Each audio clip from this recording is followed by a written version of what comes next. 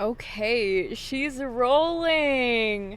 Let me get myself set up real quick because I brought a blanket with me this time because the first episode, guys, I was kind of cold, but this time I'm getting real comfy because I realized that you can't see the bottom half of what I wear anyways. So I'm just going to be wearing sweatpants all the time. Unless I am in the spiritual creative art space area, which I will eventually film in, but I will dress more appropriately when I do film in there. But anyways, hello, welcome back to another podcast. Is that a full moon? I'm getting very distracted. That moon is hella bright. But anyways, welcome back to my podcast. I hope you guys enjoyed the first episode. I know it wasn't really much of a topic to get into. I decided that I wanted to do a big introduction with that episode and you guys get to know me. Now we could get into details with what I'm going to be talking about in this episode. So I did a little more research on how I should be doing a podcast by how I need to perform. And it seems like a lot of podcasts start off with, "Hey guys, welcome back to my podcast. I'm your host, blah blah blah, and today we're going to talk about blah blah blah." So we're going to start doing that and make sure that it's a little bit more on the professional side because I don't want this to just be like just a YouTube video. I want it to seem a little more profesh, if you get what I'm saying. If not, honestly, what am I even talking about? But right here I have in front of me of just the details of what I'm going to be talking about in this podcast. So as you know by the title, it is called Do I Want a Therapist? More like Do I Need a Therapist? But we'll see by the end of this episode if I need one. You guys are probably going to say, yeah, she fucking needs a therapist. But hold up, slow it down. We're going to get right into things and see. But I believe that in our lifetime, we should have a therapist. We should have someone to guide us through this life. We need support. Just like I have my emotional support water bottle. So last time I brought my little tumbler, my booster juice tumbler. But this time, this is what I really bring.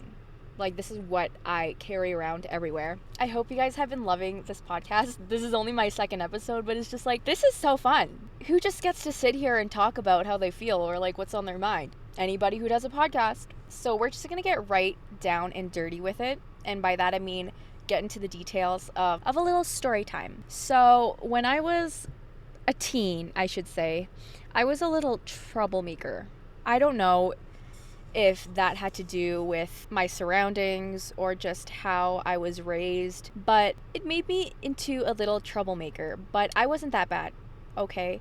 I was just like a normal teen doing normal teen things like the average teen would, and smoke weed, party. I did not do any heavy drugs. And why I'm saying this, we're just gonna get right into it. But at that time, my parents really wanted me to have a therapist. I rejected that because I was like, there's no fucking way in hell I don't need the help. It's just not needed. I was very stubborn at the time, and I still kind of am, but I've matured. Where do I even start? Let's just say I never came back home one day. I used to live at my boyfriend's mom's house at the time, and now we live together. But this is when we just first started dating, and I was around like 16. I was 16 and I didn't want to go back home.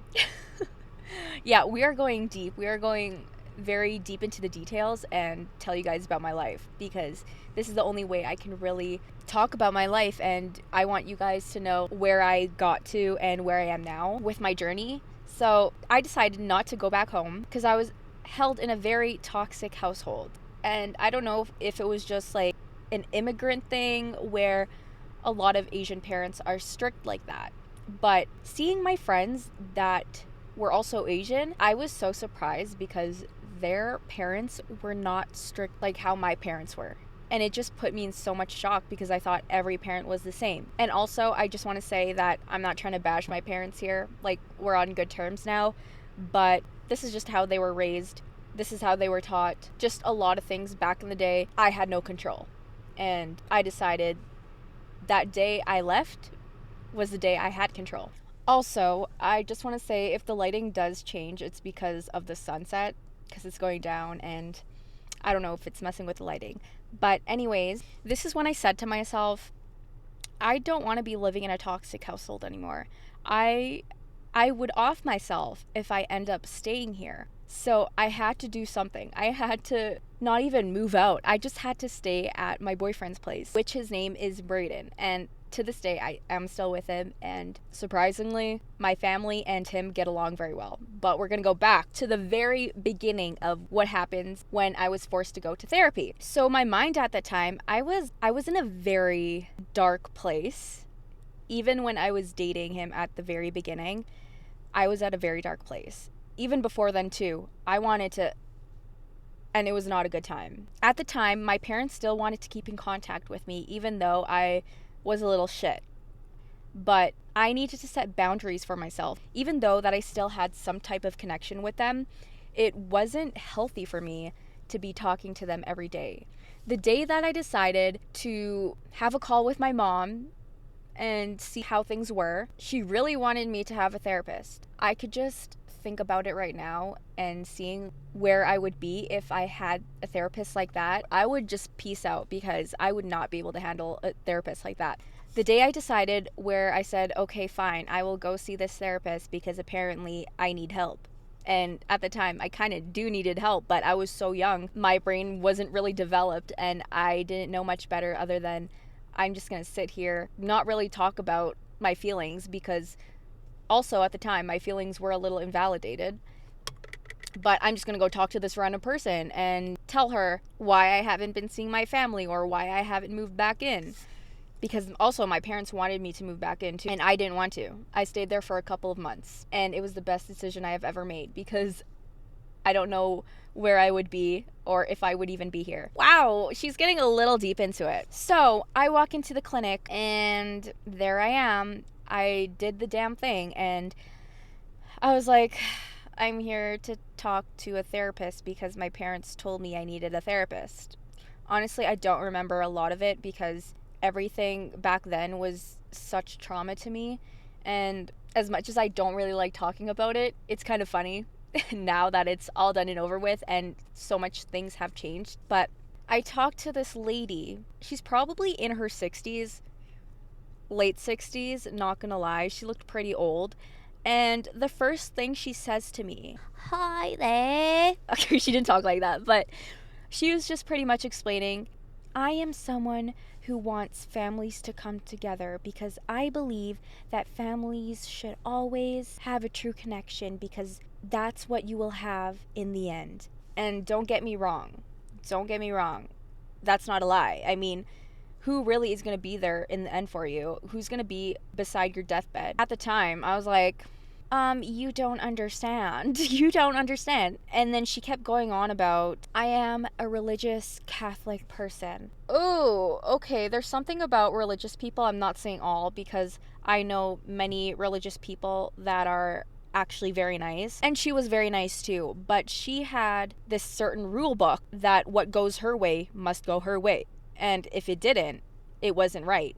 And so I said what I had to say about like my little story time with how I ran away from home, and she's just telling me, well, you should go back home. Like, they really miss you and they love you and they cherish you. You're their daughter. Well, no shit. You can't just tell someone to do something because they will do the opposite, especially when it's being forced. But now, if you ask me if I want to go to therapy, I would do it. And not because like I am fucked up, because I'm a lot better mentally now. I would do it because I think it's necessary and beneficial. And let me tell you about high school. During high school, I had teachers that were honestly a therapist to me. So I'm not gonna lie, it was nice being able to talk to someone because I'm someone who is very hard to conversate with when it comes to talking about your feelings, because my feelings were very invalidated when I was a child. And especially that mental health was not a thing in my family, and it still really isn't. But talking to teachers was also like an outlet to me. It was crazy because even going back to my old emails, I was looking through them and I came across this one teacher and she was saying how like I'm really behind, and this was like my English teacher. And then I told her like I am not doing really well, like I need to miss this week and not go back because I need to deal with this. But let's talk about maybe why I don't have a therapist. Actually, that's a pretty easy answer. The funds. The funds, man. I know it also takes time to find a therapist that works for you.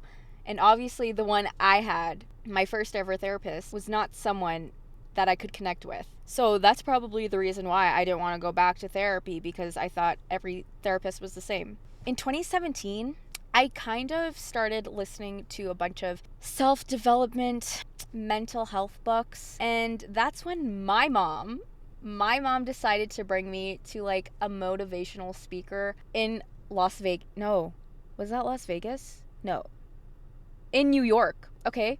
Like, even after I moved back home, she decides to bring me to like around the world, still travel with me, and I'm like, dang. I was pretty grateful, and I am still grateful to this day where they were like that. But my whole life changed when I went to this 4-day convention. The first person who really shifted my mindset, shifted my whole entire perspective on life is Tony Robbins. I don't know if you guys know him. I feel like a lot of you guys do. Yeah, I went to a Tony Robbins convention. It was the whole day. It was like 12 hours for 4 days straight. I did not expect anything of it because I thought I was gonna see someone entertaining. And at the time, I'm like, what is this? What's going on? But then as I started listening for like a couple of hours, that's when it really hit me. So much of what he said was something that no one's ever told me before. And it made me realize so much about life that, stop, I'm about to tear up. Okay, bitch. I'm probably going to be tearing up a lot when it comes to like talking about my personal trauma, but I will try and hold back a little bit. So anyways, yeah, I just thought about everything that he said, and we even had like a little journal diary right in front of us, and all the people there were like CEOs and like business people, just people that want to better themselves. And it was a very expensive convention to go to, but I'm so glad that my mom brought me because, ooh, I wouldn't know who Tony Robbins is. I also started listening to Gary Vaynerchuk. He was also a big motivational speaker that I still look up to this day. Another one is Jay Shetty. Like, man, Jay Shetty has my heart. Jay Shetty has my heart. Like, yeah, if you cannot afford a therapist, I would say surround yourself with people that will encourage you to do new things, or encourage you to want to be successful and not be jealous or envious. Also, at the time, I cut a lot of people off. And that's because I didn't want to be partying anymore and I wanted to start focusing on myself. I listened to a bunch of podcasts by Jay Shetty, Gary Vaynerchuk, Tony Robbins. This made me think, like, oh, maybe life isn't so bad. I don't want to off myself. But if you guys are on this journey and you guys have recently started, or you guys are still on like a healing self-love journey, because I know I will be, even if I'm healed, I won't be, fully healed. I still want to keep learning, growing, and evolving. It's good to keep yourself educated and learning all the time. So yes, like, listen to people that are motivational speakers or just people that will motivate you to do better, because that's what I did. And it's just changed my whole life, honestly. Sometimes in self-development books or motivational books, you will find that a lot of things are repetitive and they say the same things. It's just a shift in your mindset and like changing your life around and taking action on what's best for you. Because even though I do listen to a bunch of these motivational speakers, I think that we still need to have people that we want to surround ourselves with that are successful or want to be successful, because as we grow and as we meet new people, we learn about people and their experience on life, and we build a foundation with people we meet. We need the fundamentals in our life to build a strong, loving, deep connection with like-minded people too. So I want you guys to start listening to motivational podcasts. Start following motivating people. You guys cannot follow people that will bring you down. If you are someone who decides to follow a bunch of people that really have no value to you, or people that aren't inspiring to you at all, and you're just following them to follow, let me do you a favor. After you watch or listen to this podcast, I want you to go through your following list. I want you to unfollow people, or there's an option where you can mute them. I suggest is that you unfollow them. The biggest reason why I tell you guys to do that is because if it serves you no purpose, if it serves you no value, why are you following them? Maybe because you know them or because they follow you back. That has really no given reason why you should still be following them. Unless, you guys are actually friends and you do care about that person.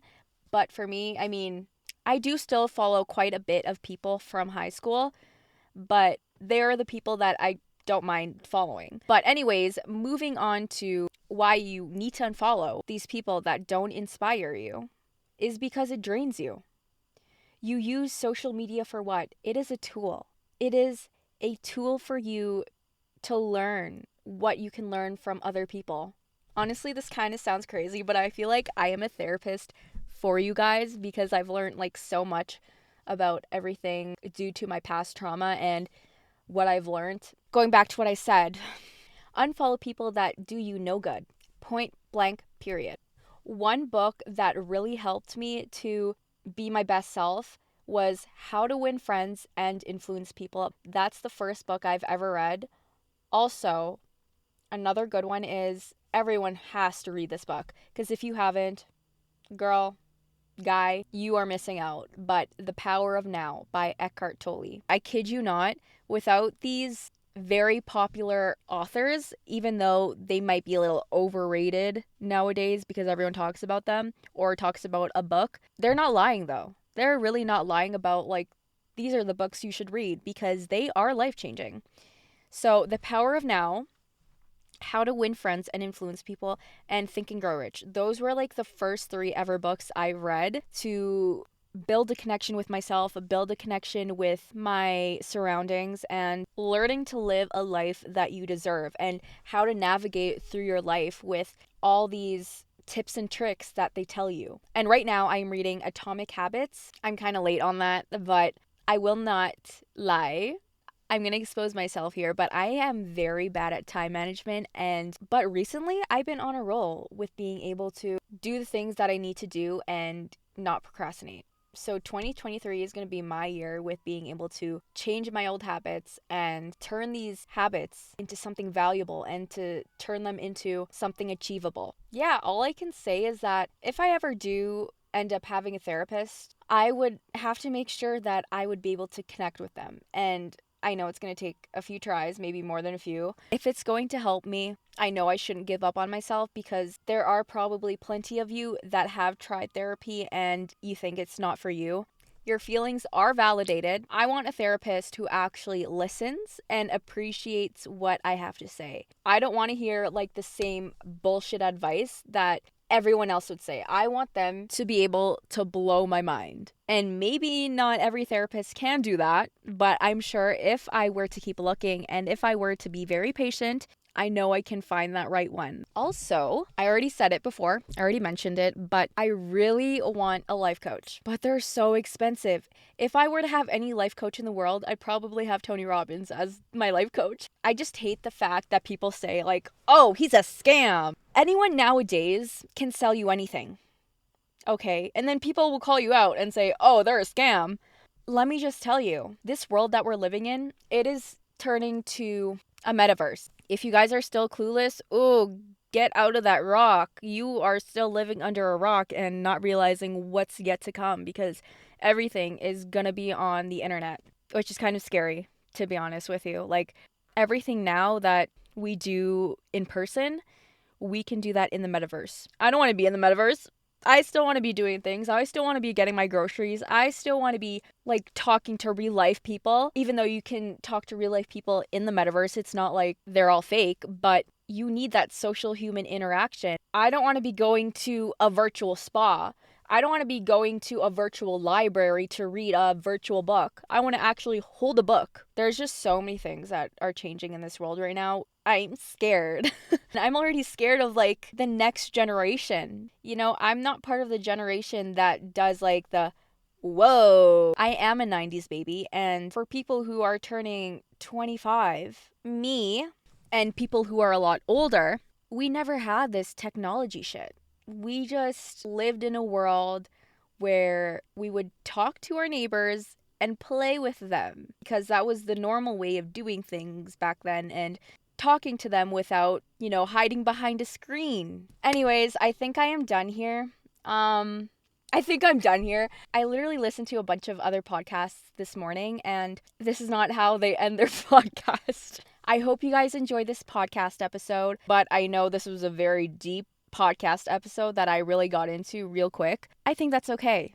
I think it's okay for me to talk about these things because I am over it, and I am able to accept, like, what happened is something I wasn't able to control and something that I could just put behind me now. The past is not even real. Everything that you do is the present.